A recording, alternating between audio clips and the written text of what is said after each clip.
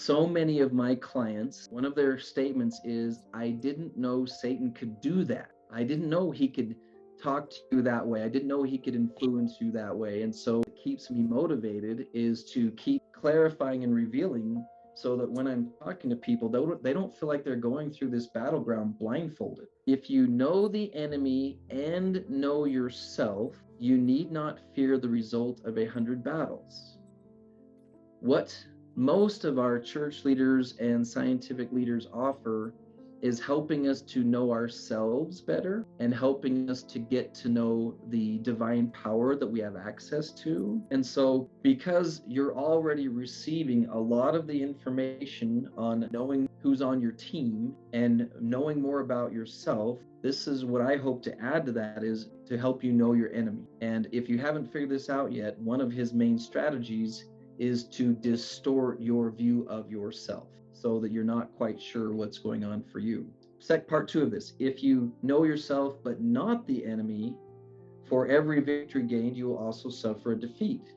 My translation of that is, you don't have a lot of guarantees that you're going to win the battle because you don't really know what you're up against. And then if you know neither the enemy nor yourself, you will succumb to every battle. So as we're doing this, you're going to hear a lot of things that are designed to help you discern between your thoughts, satanic thoughts, and divine thoughts, so you can tell who you are and who you aren't. Now, this is a question I regularly get hit with. Are we over-focused on Satan or under-focused?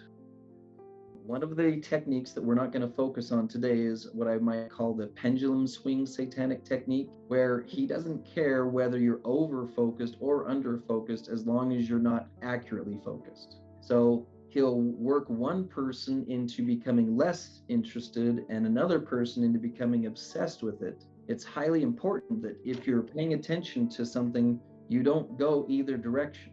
And so for me, because a lot of my work revolves around being attentive to the enemy and watching what he does, I do have an occasional fear that I'm over-focused. I'm definitely sure that I'm not under-focused. We have two quotes that go exactly with this concept. I'm not going to read them in detail. I just want you to see the reference. Again, right there at the beginning, the heading, I have divine destiny as a child of God. He's talking about your own identity. And it says here, Satan also knows your identity. How would your life and decision be different if you thought of yourself like Satan wants you to? And in reality, most of us get tricked to some degree by that concept also. Let me give you an example from my personal life. One of the things that Satan will do is do this little ping pong thing in my brain that says, you're motivated because you just want to be a big deal. And I have to go, is that true? Is that accurate? And then 5 minutes later, he'll be saying, you're a nobody. You came from a potato family in Idaho. I don't know why you think you're such a big deal. And I'm all, can we make up our mind?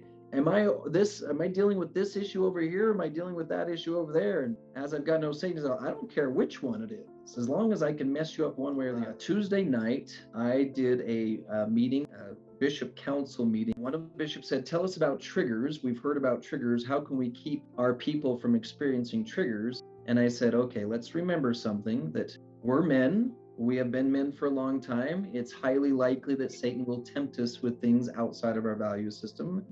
I said, guys, have you ever had the experience where you're just looking at a blank wall and there's nothing visual to tempt you and a temptation will come? And they all were like, yeah. I'm all, Satan will throw temptations into your head without any external trigger. And most of the bishops there were surprised by that idea. Bishops who know their doctrine and know their material are still surprised by the idea that a temptation can come without an external trigger. And to tie this into the other T's, tormenting you, if you have genetically have a predisposition for anxiety, you will experience thoughts by this entity intentionally designed to trigger your anxiety. If you have depression, he will send you things specifically designed to maximize your depression. Two of mine to be disclosing is agitation and overwhelm. He gets me with overwhelm real easy by going, you got too much on your plate. You're going to have to back off, which easily leads to you need to tell other people to back off. Tell other people to back off, which creates the agitation. When we contend with each other in anger, Satan laughs and the God of heaven weeps. So this tells me about Satan's personality. He likes to laugh at people who are contending. Satan seeks to lead us to the breeding ground of doubt. So I now can look for, all right, if I start doubting something, doubting myself, doubting a principle that is something I've had confidence in before, oftentimes when you're looking for Satan's involvement in something, you don't see him, the wind, but you see the leaves move.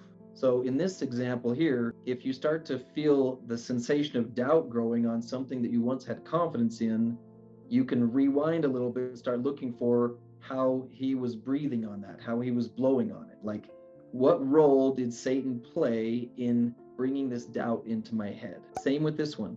He seeks to harden our hearts so that we will not believe. You have to study a little bit about what it feels like to have a hardened heart. For if you're a man like me, this concept was very elusive because I didn't know what it felt like to have a soft heart. I didn't know what it felt like to have a hard heart. But now I can see if I'm starting to get hardened, cold, distant, I can tell he's doing something. Satan tempts us to relax our spiritual vigilance. When I reflect on my mentality, my behavior over the last day or 2 or 7, am I relaxing my spiritual vigilance? Then he's in there somewhere. Distraction. Distract us with good and better causes, which in times of need may blind and bind us away from the best causes. Determined to get good people to do nothing, wasting their time. And we have the hurricane one where he's all sorts of in your head. I have been blessed, if you want to call it that, and cursed with a pretty flat emotional affect. My excitement level is not off the charts. My depression level is not off the charts. My anxiety level is not off the charts. But as I've interviewed people, the sensation of these hurricanes of chemical shifting, whether it's a genetic diagnosable code like bipolar or something smaller than that. I've never been a woman before, and I hear a wide range of conversations about the monthly cycles. Some have very little chemical reaction to that. Some have very big chemical reactions to it. But there's all sorts of things that can affect our chemistry. And to discover that we're dealing with an opponent who's not against exploiting your genetic condition. Now, when you think about that in military terms, there's some logicalness to it. Like if I'm preparing to attack an opponent, I'm going to intentionally look for their weak spots and exploit it.